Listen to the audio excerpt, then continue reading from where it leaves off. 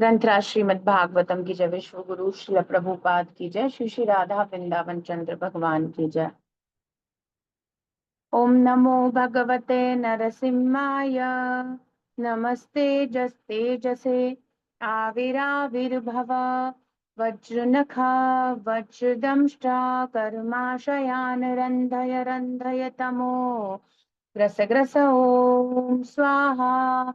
अभयम अभयमात्मनि भूयिष्ठ ओम श्रौं। 3.5.27। अब क्रिएशन शुरू हो रहा है तो क्या क्या हुआ उस सबको ये हम पहले पढ़े हैं सेकंड कैंटो में, और थोड़ा फर्स्ट कैंटो में भी कुछ कुछ भाग आया है। अब यहाँ पर और ज्यादा विस्तार से बताया जाएगा।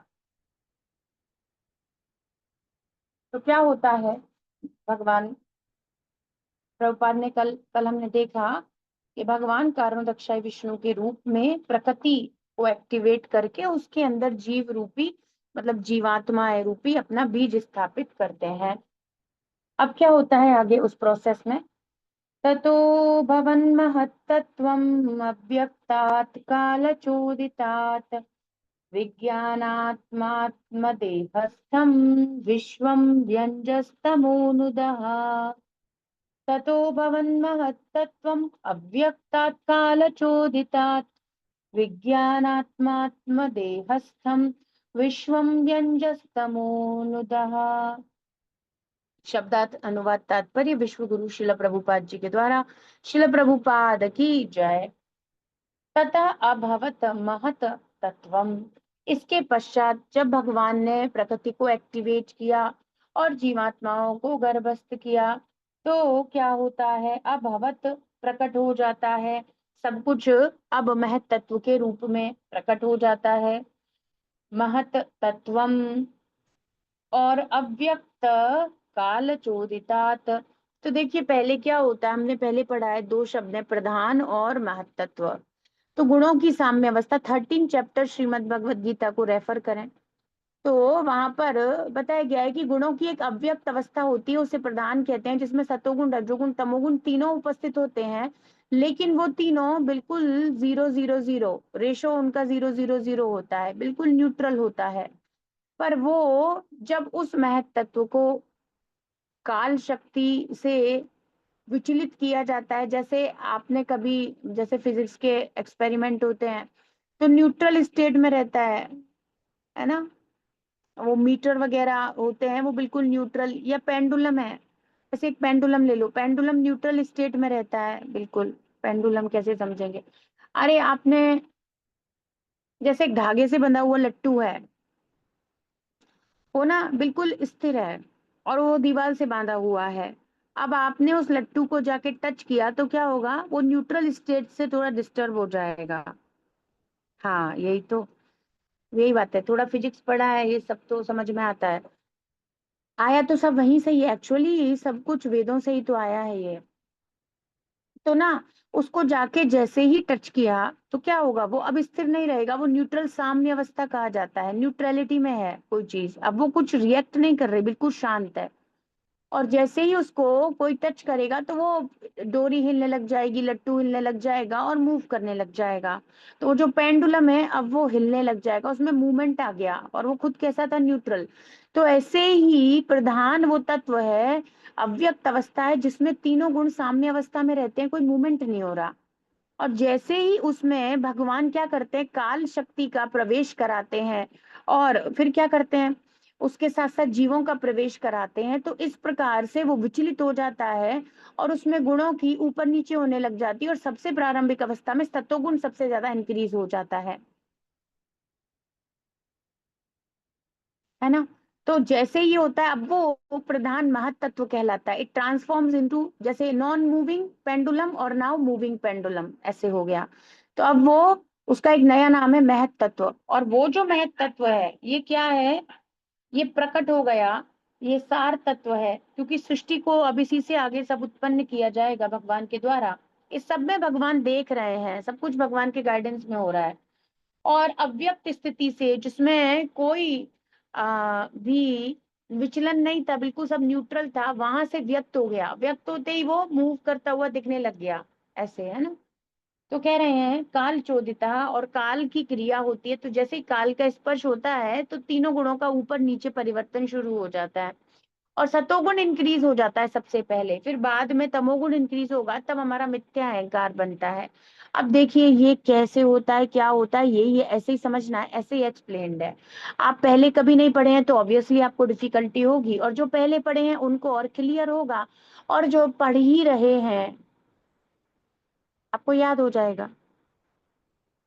तो प्रभुपाद कह रहे हैं फिर ये विज्ञान आत्म, और ये जो अब जो प्रधान तत्व में शोभन हुआ, मतलब ये थोड़ा डिस्टर्ब हुआ काल के कारण, तो क्या हुआ, अब ये महत तत्व में सतोगुण सबसे ज्यादा इंक्रीज हो जाता है, और सतोगुण ज्ञान की स्थिति है, इसीलिए विज्ञान आत्मा कह दिया गया है, शुद्ध सत्व, है ना। इस प्रकार से आत्मदेहस्थम विश्वम विश्वम व्यंजन तम अनुदा तम अनुदा, और फिर ये सारे ब्रह्मांड को क्या करता है, प्रकाशित कर देता है, मतलब ये प्रकट कर देता है, व्यंजन।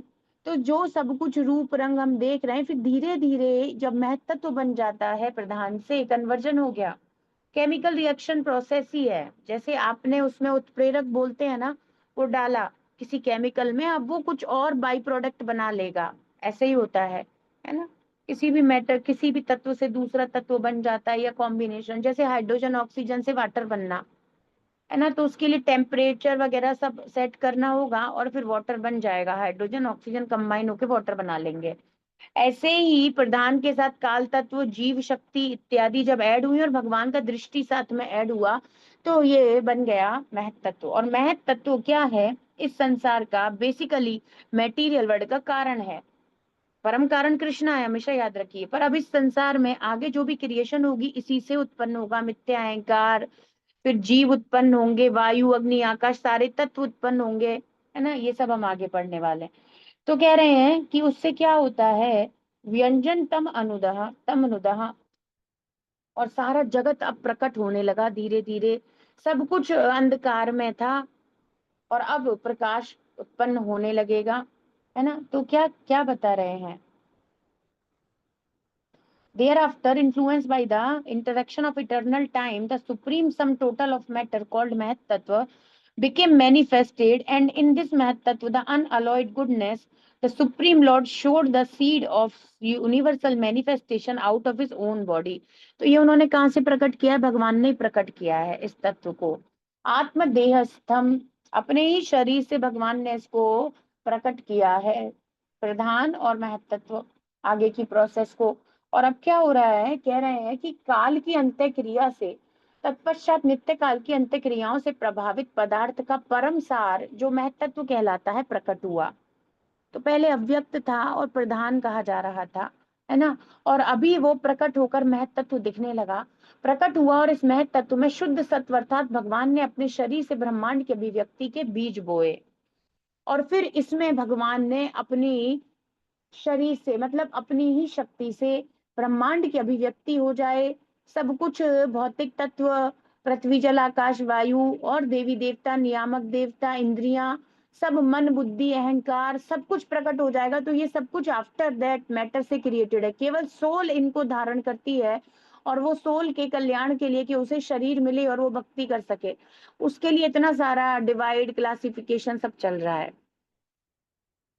अगर आपको नहीं समझ में आ रहा तो सोचो कितना कठिन परिश्रम भगवान हमारे लिए करते हैं, इससे आपको कुछ समझ में आएगा कि हम समझ जिस चीज को नहीं पा रहे, यदि कोई नहीं समझ पा रहे, समझ पा रहे हैं तो बहुत अच्छी बात है, यदि आप नहीं समझ पा रहे तो ऐसा समझो जिसको समझना भी मेरे लिए इतना कठिन है, वो सारे परिश्रमों से भगवान जाते हैं मुझे जीव का कल्याण करने के लिए, और फिर भी मुझे हरे कृष्णा समझ में नहीं आता। मैं तत्व से तो आसान ही है, सृष्टि करने से, तत्व के बनने से तो आसान ही है हरे कृष्णा चैंटिंग करना, और वो परम सार है, वो समझ में नहीं आता। तो कह रहे हैं प्रभुपाद जी, तात्पर्य से आपको क्लियर होगा, कालक्रम से गर्भित भौतिक शक्ति सर्वप्रथम संपूर्ण भौतिक अवयवों के रूप में प्रकट हुई। तो ये तत्व प्रकट होते हैं और यही आगे कन्वर्ट होते जाते हैं, इन्हीं से अहंकार बनेगा जीव का, मिथ्या झूठा अहंकार कि मैं ये शरीर हूं तो शरीर मिल जाएगा। जीव के अंदर का अहंकार बनेगा। और क्या बनता है, इसमें अलग अलग है। तमोगुण से अहंकार आता है, उसके अधिष्ठान देवता शिव जी हैं। और रजोगुण बढ़ जाएगा जब, क्या आएगा, रजोगुण से इंद्रियां बनती हैं। और ये पढ़ लिया है, एक रिवीजन सेकंड में हमने पढ़ा है। और जो पहली बार पढ़ रहे हैं आप ध्यान से सुनिए, सभी ध्यान से सुनिए, है ना। और जो मोड ऑफ पैशन हो गया, मोड ऑफ इग्नोरेंस हो गया, और मोड ऑफ गुडनेस, जब सतोगुण वापस से इंक्रीज होगा तब क्या बनते हैं, वो नियामक देवता बनते हैं। देखो इससे आगे तीन चीजें बनेंगी जो हम आगे के श्लोकों में देखेंगे, है ना। तमोगुण से बनेगा हमारा झूठा अहंकार, मैं ये शरीर हूँ, मिथ्या अहंकार, अपने आप को स्वामी मानने का सारा अहंकार तमोगुण से। रजोगुण से बनता है हमारी भोग की प्रवृत्ति, है ना, भोग की प्रवृत्ति, इंद्रियां वगैरह बनेंगी। और सतोगुण जब इंक्रीज हो जाएगा, अभी सतोगुण इंक्रीज है और विशुद्ध सत्व है यहाँ पर, और जब सतोगुण और इंक्रीज हो जाएगा, मतलब जो सतोगुण है वो इंक्रीज हो जाएगा, तो हमारे नियामक भौतिक ही देवता है वो, इस संसार के नियामक देवता, वो सब बनते हैं। ऐसे अलग अलग चीजें प्रोसेस में आती हैं, मुख्य मुख्य और भी चीजें हैं। तो यहाँ पर शिला प्रभुपाद बता रहे हैं कि कालक्रम से गर्भित भौतिक शक्ति सर्वप्रथम संपूर्ण भौतिक अवयवों के रूप में प्रकट हुई। फलित होने में हर वस्तु अपना समय लेती है, अतः काल चोदितात, काल द्वारा प्रभावित शब्द का प्रयोग हुआ है। तो भगवान ने क्रिएशन करनी चाहिए, है ना, माया शक्ति को एक्टिवेट किया, काल को एक्टिवेट करके प्रवेश कराया काल को, है ना, और उसमें जीवों को प्रवेश कराया और महत्त्व क्रिएट हो गया। ठीक है। अब ऐसे धीरे धीरे एक एक चीज जुड़ती जाएगी, और जैसे है ना, एक केमिकल रिएक्शन में टेम्परेचर ज्यादा कर दिया तो ये बन जाएगा, टेम्परेचर कम कर दिया तो ये रिएक्शन आ जाएगा, अगर प्रेशर एयर का बढ़ा दिया तो ये हो जाएगा, एयर का प्रेशर कम कर दिया, ऐसे बहुत सारे उत्प्रेरक तत्व होते हैं। ऐसे ही यहाँ पर होता है ना। तो अब हर चीज आगे आगे बनती चली जाएगी। महत्व तो संपूर्ण चेतना है, क्योंकि इसका एक अंश हर एक में बुद्धि के रूप में प्रदर्शित होता है। तो ये जो महत तत्व है, तो हमारे अंदर जो बुद्धि है, वास्तविक तत्व, वास्तविक चेतना तो आत्मा की है, लेकिन बुद्धि भी तो सोचने समझने की क्षमता है वो पदार्थ का ही भाग, इस मैटेरियल तत्व का ही भाग, पर बुद्धि, इंटेलिजेंस है, वो किससे बनती है, महत तत्व से। सब कुछ ही महत तत्व से बनता है, पर महत तत्व को यहाँ पर चेतना कहा गया है। नॉट इन द सेंस, चेतना जीवित चीज की होती है, जीव की होती है चेतना, पर महत तत्व भी कुछ अंश, क्योंकि भगवान से उत्पन्न हुआ है तो मैटर, पर इन दोनों के बीच की सी स्थिति है। प्रभुपाद जी अगले परपोर्ट में बताएंगे, ना तो वो जीव है महत तत्व, और ना पूरी तरीके से है मैटर का ही, लेकिन उसमें कुछ ऐसी क्वालिटीज हैं भगवान से प्रकट होने के कारण कि वो बुद्धि का भी निर्माण करता है, मन का भी निर्माण करता है। ये सब कुछ थोड़े अलग हैं, एक ग्रॉस मैटर से मन और बुद्धि थोड़े अलग हैं, सूक्ष्म सटल बॉडी के पार्ट है। तो कह रहे हैं कि मैं तत्व परम पुरुष की परम चेतना से सीधा जुड़ा है, फिर भी यह पदार्थ के रूप में प्रतीत होता है। भाई देखो क्या कहना चाहते हैं। भाई मैं तो, अच्छी बात है, कृष्ण की बहुत कृपा है कि मैंने मेडिकल साइंस पढ़ी है, शायद मैं उससे अच्छे से समझा पाती हूँ, समझ में खुद खुद भी समझ पाती हूँ। देखो जब हम पढ़ते हैं ना, तो एक तो हम है लिविंग थिंग, और एक नॉन लिविंग थिंग मैटर होता है, और एक नॉन लिविंग थिंग और लिविंग थिंग के बीच की कड़ी होती है। अब आप कहोगे हाँ आपने बैक्टीरिया सुना है, और उसमें भी वायरस सुना है, वायरस, वायरस जीवित नहीं होता, उसमें कोई जीवन के लक्षण नहीं होते। जब वायरस बॉडी के बाहर होता है वो मैटर है, और जैसे ही वो बॉडी के अंदर एंटर कर जाता है, वो रेप्लिकेट होने लग जाता है, उसमें जीवन के लक्षण आ जाते हैं। अब वायरस क्या है, तो साइंस कहती है जीव और मृत के बीच की कड़ी है वायरस। ऐसे वो डेड है, वो एक रॉड शेप, बहुत सारी शेप के होते हैं, गोल होते हैं, सर्कुलर होते हैं, अलग अलग शेप के वायरसेस होते हैं, है ना। HIV वायरस, आपको पता है भाई, नहीं पता तो कोई बात नहीं, बैक्टीरिया अलग कैटेगरी है, वायरस अलग है, फंजाई अलग है, ऐसे बहुत सारा क्लासिफिकेशन है, ये माइक्रोबायोलॉजी में आता है। हाँ धन्यवाद, किसी को समझ में आ रहा है। तो वो जो वायरस होता है ना, वो बाहर ऐसे ही हजारों करोड़ों HIV के वायरस पड़े हो सकते हैं, उनसे कुछ फर्क नहीं पड़ेगा, पर उसको ह्यूमन बॉडी मिल गई तो वो वायरस जीवित के जैसे एक्ट करने लग जाता है। जिन्होंने भी 10th तक तो सबने साइंस पढ़ी ही होगी, आपको बैक्टीरिया, वायरस, फंजाई ये सब तो पता ही होगा, थोड़ा बहुत तो दिमाग लगाओ। तो ऐसी एक चीज है जो जीवित भी नहीं है और जो मृत भी नहीं है। अगर उसको अनुकूल परिस्थिति मिले तो that that thing will act like जीवित, और वैसे वो मृत है। तो इन दोनों के बीच की स्थिति है। तो महत्व तो है तो मैटर का, और वो जीव नहीं है, उसमें चेतना नहीं है। पर उस प्रकार से भगवान का ग्लैंस प्राप्त करके और भगवान के द्वारा इच्छा है संसार को प्रकट करने की, तो महत्व तत्व चेतना युक्त कार्य कर रहा है भाई, अंतर समझ लीजिए। अब इसमें कंफ्यूज होने की कोई जरूरत नहीं है। आपको बैक्टीरिया, वायरस का एग्जाम्पल याद रखना है। मैं इसको ऐसे ही समझूं और मुझे नहीं पता, ऐसे ही समझ सकते हैं। बाकी और कोई अच्छा उदाहरण है तो आप उससे समझ लो। मैं तत्व अथवा अशुद्ध चेतना का प्रतिबिंब समस्त सृष्टि की अंकुरण स्थली है। और फिर इससे सारा संसार क्रिएट होने लगेगा। हमारा सूक्ष्म शरीर, हमारा ग्रॉस बॉडी है ना, हमारा सटल बॉडी, सब इसी से क्रिएट हुआ है। ये अस्थि, मज्जा, रक्त वगैरह सब इसी से क्रिएट हो रहा है। यह रजोगुण से थोड़ा सम्मिश्रित शुद्ध सत्व है। अतः यहीं से गतिशीलता उत्पन्न होती है। अब किसी भी चीज के मूवमेंट के लिए संसार में रजोगुण वेरी वेरी नेसेसरी। तो ऐसा कभी हो नहीं सकता कि हम बिल्कुल तमोगुण और बिल्कुल रजोगुण से मुक्त हो जाएंगे। जब तक हम यहाँ पर हैं तो हमारे जो जीवन चल रहा है, सतो रजो तमो का मिक्सचर चल रहा है। अगर हम सत्वगुण से ज्यादा प्रभावित हैं तो हमारी रुचि हायर टेस्ट की तरफ हो जाएगी। पर किसी भी चीज को करने के लिए, कुछ एक्शन में लाने के लिए रजोगुण का तिनका मात्र आवश्यक है। तो इस विशुद्ध सत्व रूपी महत तत्व जो कि भगवान की इच्छा से चल रहा है, इसीलिए यह अब अलग तरीके से वर्क कर रहा है। और प्रभुपाद कह रहे हैं इससे संपूर्ण चेतना, या है ना, हर से कनेक्टेड होने के कारण ये वैसे वर्क कर रहा है। वैसे ये मैटर है। आपसे कुछ पूछे, मैथ तत्व क्या है? मैटर है, पदार्थ है, भौतिक भौतिक संसार की चीज है। पर वो जब कृष्णा के गाइडेंस में वर्क कर रही है तो वो डिफरेंटली वर्क कर रही है। देखो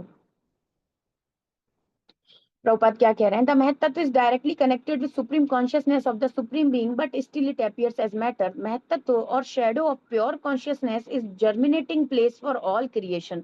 तो हम लोगों का सटल और ग्रॉस बॉडी बनने का और ये सारे तत्व इत्यादि और ये सब कुछ बनने का अंकुरण स्थली जहां से सब कुछ शुरू होगा, वो महत तत्व है। It is pure goodness with the slight addition of material mode of passion and therefore activity is generated from this point। तो अगर रजोगुण नहीं होगा कोई भी चीज क्रियात्मक नहीं होगी, एक्टिव हो नहीं हो पाएगी। इसीलिए घोर तमोगुणी लोगों से रजोगुणी पीपल बेटर होते हैं। तमोगुण में व्यक्ति केवल आलसी, सोना खाना और कुछ नहीं, वो उसकी बुद्धि में नहीं चलती, ठस से एकदम। और सोना खाना में क्या सोना क्या खाना कुछ नहीं पता। पर रजोगुणी व्यक्ति उससे थोड़ा बेटर क्यों है? क्योंकि वो एक्टिव होता है, कुछ धन कमाना, कुछ इच्छाएं, कुछ करना, कुछ तो करना चाहता है। तमोगुणी घोर केवल आलसी, केवल सोना चाहता है, एकदम अंधकार की तरफ है सब कुछ उसका। तो तमोगुण से बेटर स्थिति है रजोगुण, और रजोगुण से बेटर स्थिति है सतोगुण। तो हल्का सा रजोगुण चाहिए तो ये क्रिएशन सब एकदम एक एक्टिवेशन में आ जाता है। सारा चेन रिएक्शन से स्टार्ट हो जाती है एक के बाद एक। अभी हम देखेंगे कैसे चेन रिएक्शन होती हैं। तो पहली चेन रिएक्शन क्या होती है, आप इसको केमिस्ट्री और फिजिक्स से ही समझो।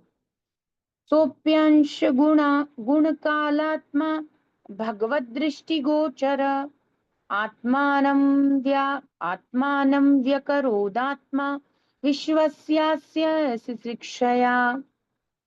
तो कह रहे हैं सा, वो जो महत तत्व है जिसके बारे में बात कर रहे हैं, जो अब जर्मिनेटिंग सेंटर हो गया है, जिसमें से सब कुछ अब अंकुरित होगा, है ना।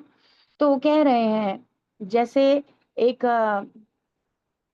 कैपेबल जमीन, एक भूमि, जो जो उर्वरक शक्ति है, जिसके अंदर पौधे वगैरह यदि बीज डाले जाएं तो वो एक फसल वगैरह उत्पन्न कर देगी, अंकुरित कर देगी उसको। ऐसी भूमि, उर्वर शक्ति जिसकी बहुत अच्छी है, ऐसी भूमि बन गया है अब महत्ता। तो जिससे सब जीव इत्यादि, अहंकार तत्व वगैरह, देवता, मैटीरियल वाली सब चीजें क्रिएट होंगी।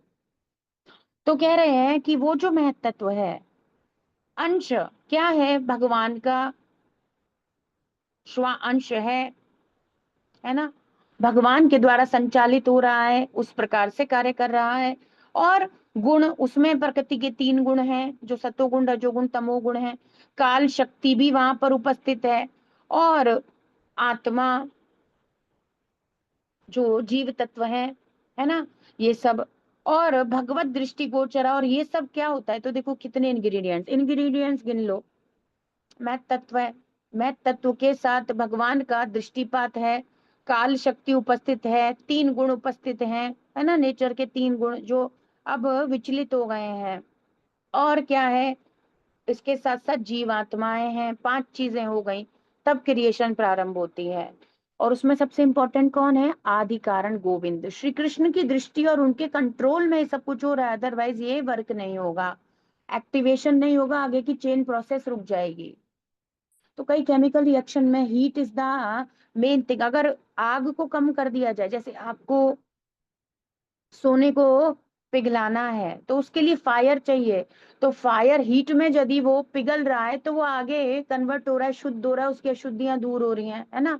ये जो गोल्ड है उसकी क्लीनिंग हीट से ही की जाती है बेसिकली। तो ऐसे, तो अगर हीट बंद कर दी तो आगे का प्रोसेस रुक जाएगा। तो मेन हीट क्या है जिससे सब हो रहा है, वो कृष्ण का दृष्टि, भगवान की इच्छा और उनका नियंत्रण, उससे आगे सारा प्रोसेस एक के बाद एक होता जा रहा है। तो प्रभुपाद कह रहे हैं क्या होता है फिर, व्यकरोध आत्मा विश्वस्य अस्य शिक्षया। और फिर क्या होता है, आत्म नाम विभिन्न प्रकार के रूपों को, अभी आगे व्यकरोध विभिन्न विभिन्न प्रकार के रूपों को प्रकट करेगा। इन सब का आगार, इन सब का अभी स्थान हो गया है ये महत्त्व, विश्वस्य और जीवों को, है ना, इस संसार को प्रकट करेगा और आगे जाके मिथ्या अहंकार उत्पन्न करेगा। तो मोड ऑफ इग्नोरेंस, तमोगुण की अधिकता के कारण ये जीव का फॉल्स आइडेंटिटी, मिथ्या अहंकार उत्पन्न करता है, फॉल्स ईगो को उत्पन्न करता है, जिसके चक्कर में हम लोग यहाँ टिके हुए हैं। और अगर किसी को रियल आइडेंटिटी पता चल जाए कि मैं कृष्ण का दास हूं, तो फिर उसकी फॉल्स आइडेंटिटी खत्म हो जाएगी, वो फ्री हो जाएगा। देखो, तत्पश्चात महत्त्व अनेक विभिन्न विभिन्न भावी जीवों के आगार रूप सब इसी में स्थित है और आगे प्रकट होगा, है ना। तो उन सब का एक तरीके से सोर्स बन गया है महत्त्व, विभेदित हो गया। यह महत्त्व मुख्यतः तमोगुणी होता है। जब महत्त्व तमोगुणी होने लगा तो क्या हुआ, मिथ्या अहंकार को जन्म दे दिया। तो अहंकार कहाँ से आता है, तमोगुण से। यह भगवान का स्वांश है जो सृजनात्मक सिद्धांतों की पूर्ण चेतना तथा फलन काल से युक्त होता है। मतलब इसको भगवान ने कैपेबल बना दिया है, पूर्ण अपना भगवान ने एनर्जी दिया है इसको आगे फंक्शनिंग करने के लिए, मटेरियल क्रिएशन करने के लिए। अभी देखिए, देयर आफ्टर द महत्व तो differentiated into many different forms as reservoir of the would be entities. जो अब जीवों को विभिन्न रूप रंग शरीर सब कुछ मिलने वाला है कितनी अजीब सी बात है। अगर हम इसे पढ़ रहे हैं तो, और कुछ समझने की इच्छा कर रहे हैं तो, हम किसी चीज, कोई चीज बनती है, जैसे मानो खीर बनी, तो खीर का एक रेसिपी है, उसमें बहुत कुछ डला है। अब जो हम लोग फाइनल टेस्ट कर रहे हैं, जो हमें प्राप्त हो रहा है, वो कितना डिलीशियस है, पर उसके पीछे चावल है, उसके पीछे जल दूध, है ना, मेवे हो सकते हैं, कुछ कुछ भी मीठा हो सकता है ऐसा, उसके साथ बहुत सारे इंग्रेडिएंट है और किसी की बहुत मेहनत है और काफी सारी चीजें उसमें है, तब हमको वो आनंद प्राप्त हो रहा है। ऐसे ही हमारे इस शरीर का बनने का प्रोसेस हम देख रहे हैं, ये भौतिक जगत जिसमें हम आनंद ले रहे हैं, मजे करना चाहते हैं, और उसी को भूल के जिसने वो सब कुछ दिया है, वो खीर बनाने वाले का कोई अप्रिशिएशन हम करना नहीं चाहते। We just want to enjoy the, है ना, स्वीट राइस, बस हम यही करना चाहते हैं, बस हम यही करना चाहते हैं। अब आज जब पढ़ रहे हैं तो कितना कठिन, और हो सकता है किसी किसी को ब्रेन पे लोड लग रहा हो, तो लोग सोचते हैं एक्सरसाइज करनी चाहिए, तो भागवत कराती है ब्रेन की एक्सरसाइज। तो लोग सोचते हैं शरीर की एक्सरसाइज, नहीं नहीं, आपके मन बुद्धि अहंकार की एक्सरसाइज होगी, और फिर आत्मा की मसल्स बनेंगी, वो स्ट्रांग होगी और भौतिक प्रकृति से अपने आप को मुक्त करने में सक्षम हो जाएगी। So please come in the, है ना, brain exercise, even soul, soul muscle building होती है श्रीमद् भागवतम से। तो हम केवल खीर ही इंजॉय कर रहे थे, we didn't know we are enjoying this body, और इटर्नल टाइम से हम इस बॉडी को एंजॉय कर रहे हैं, बट वी डोंट नो किसी की कितनी मेहनत लगी है किस चीज बनाने में। इसीलिए जब मेडिकल साइंस या हम एनाटॉमी ये सब पढ़ते हैं तो और आश्चर्य होता है और आसान लगने लगता है। किसी ने कितनी मेहनत से बनाया हो, कैन यू से अपने आप बन गया, बिग बैंग हुई और एक अपने आप इवोल्यूशन हो गया? अरे उस चेन रिएक्शन को चलाने के लिए भी तो कोई बेस्ट इंग्रेडिएंट होगा। वो लोग भगवान को पिक्चर से निकाल कैसे सकते हैं? तो यही समझने की बात है। तो अब हम देख रहे हैं खीर बनने का प्रोसेस, और वो जैसे मदर बना रही है ना, तो वो हीट भी सहन कर रही है, बहुत कुछ कर रही है। हालांकि Krishna supreme personality of godhead, उनकी दृष्टि मात्र से सब हो रहा है, पर इतना सब कुछ प्लानिंग और ये सब कृष्णा का ही है। Thereafter, the Mahatattva differentiate itself into many different forms as the reservoir of would-be entities. The Mahatattva is chiefly in the mode of ignorance, and it generates the false ego. तो अब जब तीनों गुणों में से विचलित हो रहे हैं और जब अहंकार उसकी उत्पत्ति होगी तो तमोगुण बढ़ जाएगा। तमोगुण बढ़ने से जीव का फॉल्स ईगो क्रिएट होगा, और हर जीव के अंदर फॉल्स ईगो है, हर देवी देवता के अंदर फॉल्स ईगो है ना। It is a plenary expansion of the personality of Godhead with full consciousness of creative principle and time for fructification। ये बता रहे हैं, तो भगवान का क्या है, विस्तार है एक प्रकार से। एक मिनट रुकिए।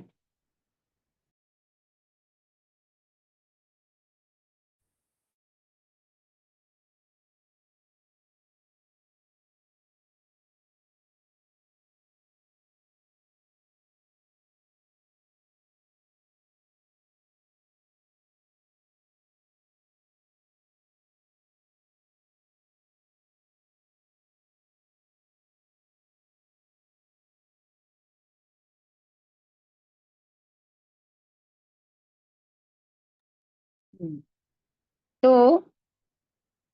यहाँ पर क्या हो रहा है, फिर ये आगे सृजनात्मक सिद्धांतों को पूरा सबका आगे सृजन करने की पूर्ण चेतना तथा उसके रिजल्ट से भी युक्त होता है। इसी में ही सब हो जाएगा। जीव को उसके हिसाब से सारे परिणाम, उसके कार्यों के हिसाब से, उसकी इच्छाओं मतलब कर्मों के हिसाब से, उसकी इच्छाओं के हिसाब से, उसके स्वभाव के हिसाब से सब यही मिलता चला जाएगा। ठीक है। तो अब देखिए, ये कालक्रम से गर्भित भौतिक शक्ति सर्वप्रथम संपूर्ण, अच्छा, ये महतत्व शुद्ध आत्मा तथा भौतिक जगत के बीच का माध्यम है। तो वही वायरस है, बाहर वो नॉन लिविंग के जैसे एक्ट कर रहा है, और अंदर बॉडी में आने पर इंक्यूबेशन पीरियड होता है और वो ग्रोथ करने लग जाता है और बॉडी को इन्फेक्टेड कर देता है। ऐसे ही ये महतत्व शुद्ध आत्मा तथा भौतिक जगत के बीच का स्थिति है ना, मीडियम। और इवन वो स्थिति है, वो माध्यम है जहां से ये सब कुछ फंक्शनिंग हो पा रहा है। शुद्ध आत्मा का शरीर प्राप्त करने का साधन बन गया है वो, है ना। ये पदार्थ तथा आत्मा का संधि स्थल है जहां से जीव का मिथ्या अहंकार उत्पन्न होता है। तो एक बात है, यदि मिथ्या अहंकार उत्पन्न नहीं होगा तो जीव कभी बद्ध नहीं होगा। अगर वो अपने रियल अहंकार कि मैं श्री कृष्ण का दास हूँ इसी में स्थित है, तो फिर मिथ्या अहंकार नहीं क्रिएट कराया जाएगा। तो हम लोगों को झूठा सुख हम इस शरीर में भोग सकें, उसके लिए एक झूठा आइडेंटिफिकेशन क्रिएट किया गया, फॉल्स ईगो क्रिएट किया गया है, और वो हम सबको मिला है। और वो फॉल्स ईगो से हम समझते हैं बॉडी हूँ, तभी हम इस बॉडी की इंद्रियों को, बॉडी को सुख देने के लिए प्रयासरत रहते हैं। समझ रहे हो आप? सब कुछ हमारे फॉल्स आइडेंटिफिकेशन के कारण है। और ये महत तत्व से आया है। अब आया क्यों, तो दिया क्यों, इसीलिए दिया क्योंकि हमारी इच्छा थी भगवान से अलग चल के जीने की। अब आप भगवान क्यों हो, मैं क्यों भगवान नहीं हूँ? मैं अपने शरीर का स्वामी क्यों नहीं हूँ? मैं किसी का दास क्यों बनूं? वही हम कल रात को समझ रहे थे, जन्म और मृत्यु से परे में। तो वही माया का पियोन हो और राष्ट्रपति का पियोन हो, है तो हम पियोन ही, पर पियोन की कैटेगरी है, उसका अलग पद नाम यश होगा। और एक थर्ड क्लास पियोन किसी ऑफिस में होगा, उसका कुछ अलग पद होगा। और राष्ट्रपति का पियोन होने का बहुत बड़ा पद है, अगर वो कहीं जाएंगे तो राष्ट्रपति के हिसाब से ही वैल्यू की जाएगी। तो हम क्या है, भगवान के दास हैं, वो ज्यादा सुखकारी और अनंत सुख देने वाला है ना। ऐसे, तो क्योंकि हम लोग भ्रमित ही रहना चाहते हैं और अपने गलत गलत पहचान सोच रहे हैं, इसीलिए हमें ये मिथ्या अहंकार दिया गया महत्व के द्वारा। सारे जीव भगवान के भिन्नांश है। मिथ्या अहंकार के दबाव में आकर बद्ध जीवात्माएं पूर्ण पुरुषोत्तम भगवान के भिन्नांश होते हुए भी भौतिक प्रकृति का भोक्ता होने का दावा करती हैं। देखो, बच्चे की इच्छा थी, पिताजी मैं आपके साथ नहीं रहना चाहता, मुझे मेरा अपना घर चाहिए जहां मेरी अपनी स्वतंत्रता होगी, जिस घर का मालिक मैं होऊंगा, जो मेरे नाम पर होगा, और वहां पर आपका कोई इंटरफेरेंस मुझे नहीं चाहिए। अब एक्चुअली ऐसा पॉसिबल नहीं है, तो बिना पिताजी के इंटरफियरेंस के वो सरवाइव बच्चा कर नहीं सकता। पिताजी इंटरफेयर करेंगे पर अव्यक्त रूप से सब क्रिएट कर रहे हैं, सब इंटरफेयर ऐसे कर रहे हैं कि बच्चा नहीं समझ पाता। और उस बच्चे को ऐसी स्थिति में रखने के लिए यहाँ कुछ सूटेबिलिटी दी गई है। ठीक है, तुम्हारा घर है, तुम ये शरीर हो, ऐसा उसको सिखा दिया गया है। वो सब पिताजी की इच्छा से रहा है, क्योंकि वो पुत्र से अत्यधिक प्रेम करते हैं कि मेरे से दूर रहने से तुम्हें सुख मिलता है, तो ठीक है ऐसा मान के जी लो, तुम मुझसे दूर हो नहीं, तुम मुझसे दूर हो नहीं, पर तुम्हें ऐसा लगता है और इसी में तुम सुखी हो, तो फिर ठीक है ऐसा करके जी लो। फॉल्स आइडेंटिफिकेशन है, रियल आइडेंटिफिकेशन नहीं है। क्योंकि मैं चाहती हूँ, हम भगवान से विमुख हैं, मैं चाहती हूँ, मैं खुद भगवान बनना चाहती हूँ, इसीलिए मुझे इस प्रकार का शरीर और बुद्धि दी गई है कि तुम अपने एंजॉयर खुद हो, कृष्ण को क्यों भोग लगाना है। मैं हूं, मैं कमा रहा हूं, मैं खाऊंगा, सीधी सी बात है। तो ये जीव इसी में बंधा रहता है। मिथ्या अहंकार भौतिक जगत की बंधक शक्ति है। तो बाकी सब कुछ डिसॉल्व हो या ना हो, पर जब हम भक्ति करते हैं तो सबसे पहला अटैक इसी पर होना है। रॉन्ग आइडेंटिफिकेशन को करेक्ट करना है, फिर सारे तत्व अपने आप विलीन हो जाएंगे। यही वो पहली चीज है जो बांध रही है, और यही सबसे खतरनाक है, रॉन्ग आइडेंटिफिकेशन और फॉल्स आइडेंटिफिकेशन और फॉल्स ईगो। तो भगवान मोहग्रस्त बद्ध आत्माओं को इस मिथ्या अहंकार से मुक्त होने के लिए बार बार अवसर देते हैं, और भौतिक सृष्टि कालांतरों पर होती रहती है। अवसर देते हैं, भक्ति करने के अवसर देते हैं, और इस मिथ्या अहंकार से केवल और केवल भक्ति के द्वारा, केवल भगवान की सेवा के द्वारा मैं समझ सकती हूँ कि मैं श्री कृष्ण की दास हूँ, अपनी इंद्रियों की गोदास, या शरीर की दास, या किसी जाति या किसी धर्म या किसी देश की या किसी लिंग की ऐसे दास नहीं है। स्त्री है या भारतीय है या ये है या वो है, उससे रिलेशन ही नहीं है। सनातन अस्तित्व है मेरा, और मैं सनातन आत्मा हूँ। ये समझ में केवल और केवल भक्ति से आ सकता है, जब हम श्री कृष्ण को सर्व करते हैं। तो ये अवसर भगवान देते हैं, वे बद्ध आत्माओं को अपने मिथ्या अहंकार के कार्यों को सुधारने की भी सारी सुविधाएं प्रदान करते हैं। तो कैसे पिताजी हैं, प्रॉब्लम भी दे रहे हैं और सॉल्यूशन भी बता रहे हैं। तो एक्चुअली पिताजी प्रॉब्लम नहीं दे रहे हैं, जो डिमांड किया है वो दे रहे हैं। वो डिमांड प्रॉब्लमेटिक थी, बच्चे को समझना चाहिए था माता पिता से अलग मैं असहाय हूँ, अनाथ हूँ, मेरा कोई अस्तित्व नहीं है। पर बच्चा लड़ाई झगड़ा करके अलग होना ही चाहता है, पर पिता के बिना उसका अस्तित्व संभव भी नहीं है। तो पिताजी दिखना बंद हो जाते हैं, दिखते नहीं, उनकी क्रियाएं, उनके कार्य बच्चे के कल्याण के लिए पता नहीं चलते। बच्चा सोचता है मैं स्वतंत्र हो गया, मेरा कोई स्वामी नहीं है, मैं ही स्वामी हूँ और मैं सबका स्वामी बन जाऊंगा, और बच्चा ट्विस्टेड हो जाता है। पर बीच बीच में उसको समझाने के लिए वे स्वयं अवतरित होते हैं, अपने प्रमाणिक प्रतिनिधि को भेजते हैं, और अपने शास्त्र इत्यादि प्रोवाइड कराते हैं। ये सारे वो माध्यम हैं जो हमारे को मिथ्या अहंकार से बाहर निकलने में सहायता करेंगे, और भगवान के धाम जाने में सहायता करवाते हैं। तो सुविधा तो दे रहे हैं, क्योंकि बच्चा तो उन्हीं का है, वैसे तो नहीं छोड़ देंगे धूप में सड़क पे, ऐसे तो नहीं छोड़ देंगे उसको। आहार निद्रा भय मैथुन ऐसा सब देते हैं, ये संसार की सुविधाएं दी जा रही हैं, किंतु वे भगवान के विनाश होने की उनकी यत किंचित स्वतंत्रता में व्यवधान नहीं डालते। सुविधाएं देते हैं, और तुम मुझसे बिना, मेरे बिना स्वतंत्र हो, कृष्णा के आना जबरदस्ती है नहीं। भगवान जबरदस्ती वो लास्ट चीज है जो हमारे साथ करना चाहते हैं, कभी नहीं करना चाहते। तो भगवान हमें अवसर देते रहते हैं, माता पिता प्रेम से ही सिखाना चाहते हैं, कुछ दंड भी कर देंगे, पर ऐसा नहीं है कि उसके कल्याण के बारे में नहीं सोचते, और उसकी स्वतंत्रता का भी हनन नहीं करते। तुम स्वतंत्र हो, दूर रहना चाहते हो, ये तमाम प्रपद्यन्ते, तुम चाहते हो, है ना, मत्ता स्मृतिर ज्ञानम अपोहनम च, तुम चाहते हो दूर रहो तो तुम दूर रहो, कोई दिक्कत नहीं है, और तुम चाहते हो मुझे स्मरण करना, तो मैं तुम्हें भूलने भी नहीं दूंगा। फिर भगवान बहुत कुछ देते हैं, भक्ति देते हैं, गुरु देते हैं, भक्त देते हैं, शास्त्र देते हैं। तो फिर आप भगवान को भूलना ना भूलना किसकी इच्छा है? हमारी ही इच्छा है। उसको भगवान ट्विस्ट नहीं करते हैं।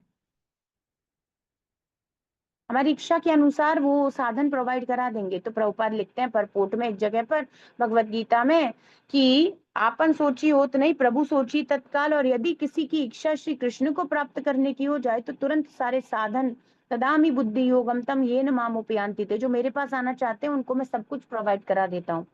तो अब आपको इतना झंझट यदि महत तत्व क्रिएशन का समझ में नहीं आया, कोई बात नहीं, सुनते रहिए, प्योरिफिकेशन होगा। और धीरे धीरे कभी तो पहली बार सुनोगे, जब पहली बार सुनोगे तो कुछ समझ में आएगा, दूसरी बार में और ज्यादा आएगा, तीसरी चौथी बार में समझ में आ जाने लगेगा, पांचवी छठी बार में रिलेट कर पाओगे और बिल्कुल अच्छे से बैठ जाएगा। ये सबसे जटिल चीजें हैं, ये हाईएस्ट फिलोसफी है और हाईएस्ट सिद्धांत है। तो फिर एक बार में तो नहीं होता। तो डू नॉट वरी कि अरे ये क्या आ रहा है। ये जो भी आ रहा है सब भागवतम है, आप स्वीकार करिए, सब कुछ नेक्टर है। हमारी बद्धअवस्था के कारण हम ग्रहण नहीं कर पाते। और फिर प्रभुपाद के परपोर्ट देखिए अल्टीमेट, कि वो ये रियलाइज करा रहे हैं कि जब तुम्हें ये सब कठिन इतना लग रहा है, भगवान के लिए ये सब सारा श्रम करना हम लोगों के लिए फिर क्यों उठाया गया? क्योंकि वे हमसे प्रेम करते हैं। वो इतना सब कुछ हमारे लिए कर रहे हैं, करने को तैयार है, और हर बार कर रहे हैं और हर बार मौका दे रहे हैं। और फिर भी यदि हम यहीं चुप के रहना चाहें तो बड़ी दिक्कत है। ग्रंथराज श्रीमद् भागवतम की जय। विश्व गुरु शिल प्रभुपाद की जय। श्री श्री राधा वृंदावन चंद्र भगवान की जय। निताय